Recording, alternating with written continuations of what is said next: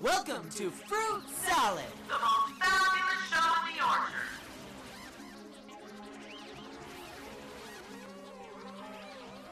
My faith and about my beliefs as a human and as a woman and as a Christian and what I believe being a Christian today means, which is not exactly what we hear a lot of. And it was really important for me to write that.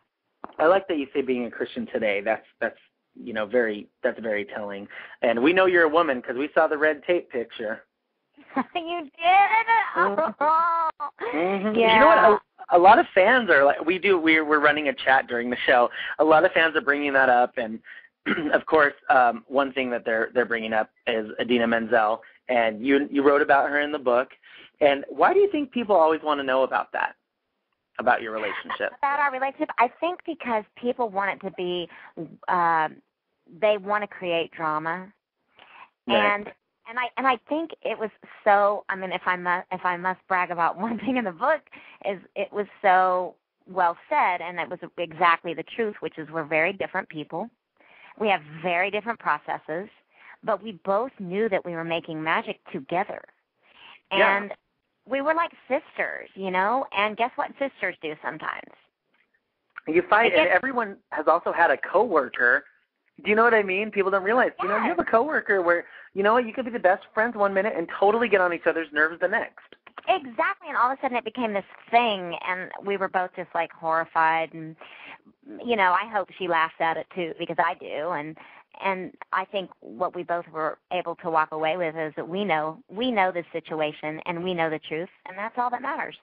Totally, and she's been on our show and had nothing but nice things to say about you. So and I feel the same way. I mean, I love her. I mean, we went through hell together putting up that show.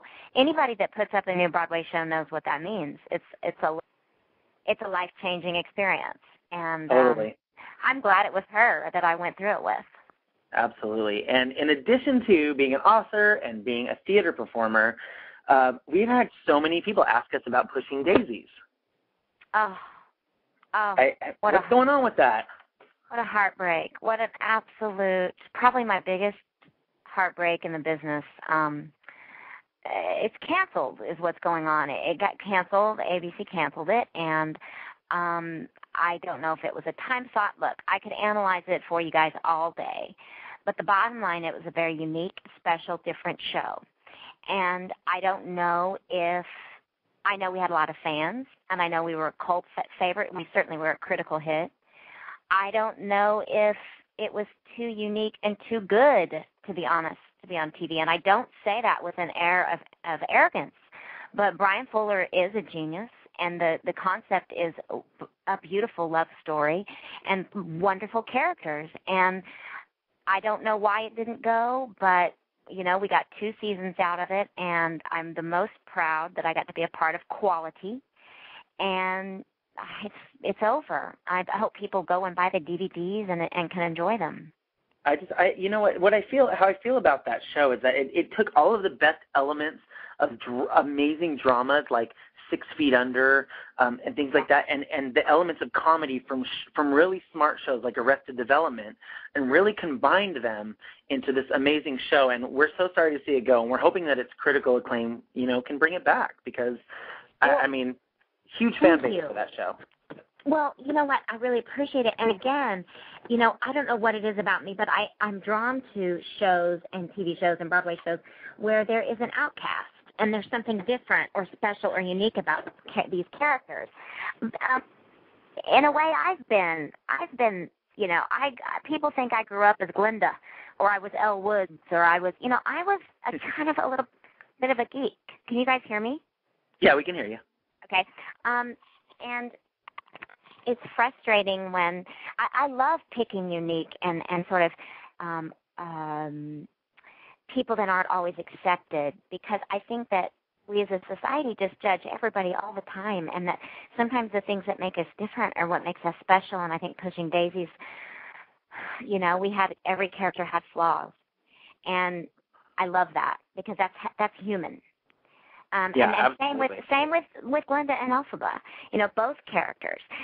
Glinda, I think, had probably the more bigger arc in as far as character, because you think you know her, you think you know this is the girl that you guys love to hate, and you can laugh at, but really she's so insecure, which is what drives her, you know, her self, and then there's Elphaba, who's the obvious visible outcast.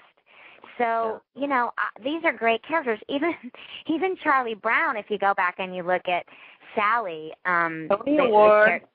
Yeah, that was so fun and awesome.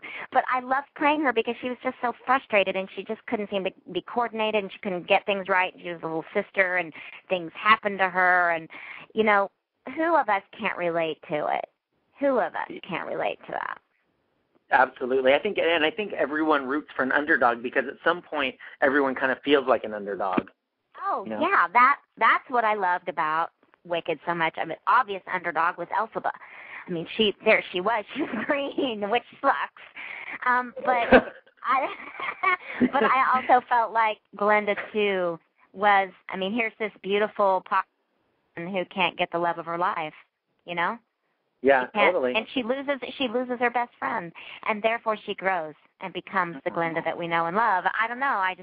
It's such a beautiful story. Even now, 5 years later, after having left the show, I'm very touched by it. It is. We love Wicked. And another thing we love are our fans, and we know that you're all about your fans. And we have had a lot of people send us questions for you. So if you don't mind, we'd like to go over some fan questions with you. I'd love it. Okay. I Heart Chenoweth wants to know. I love that. When did you first realize you were a celebrity? I love that question. Oh, my God. I do, too. I Heart Chenoweth. I think for me, a few years ago, I was in Barnes & Noble, and a guy came up to me and goes, "I'm so sorry, but does anybody ever tell you look like," and I go, "Cameron Diaz," because I get that a lot. And he goes, No. Does anybody ever tell you look like Kristin Chenoweth? And I was like, oh, my God. And I wasn't in my hometown. I wasn't in New York. I can't remember where I was. I was singing somewhere. And I was like, well, you know what? They don't tell me that because no one knows who that is. And thank you so much. And that's actually me. And then, of course, he flipped out. But right. He must have been gay. Oh, of course. Come on. But it is freaky when, you know, the recognizing thing has gotten more as time has gone on, and that is something I'm learning to handle, hopefully in a positive and classy way. I certainly don't Absolutely. have it on the level of a lot of my some of my very famous friends, but I have it, and it can be lovely. Yeah, absolutely. Private. It can be scary too. I mean, you know, since we started doing theater, we were told that theater fans and soap opera fans are some of the most enthusiastic fans, and we witnessed that. They're the best. Really? They're the best. They are. I know you guys know, and you know, I've had more good experiences than bad. That's how I'll say it. Someone online is saying Chenoweth drag is the new pink, meaning the new thing that drag queens want to do is Kristin Chenoweth. Oh, my God, you're kidding. That makes me so happy. Now, see, that's when I know I've really made it right there. That's when totally. I know I've really made it. Okay, utterly obsessed with Cheno 1 would like to know, what is the weird, it's hilarious, what is the weirdest thing you've ever autographed? Oh, my God, some guy's butt. Some guy's butt? Yeah, it was after Apple Tree, and he was probably about 18, and he was pretty hot, actually, and he was waiting for me, and he's like, look, I'm from Iowa, and I came here with my theater group, and I think you're really hot, and I was going to have you sign this one picture of you in a bikini, but now I've decided I just want you to sign my butt. I was like, well, drop trowel, turn around. Drop trowel, hand over the Sharpie. That's right. So I guess you could say I signed his hip because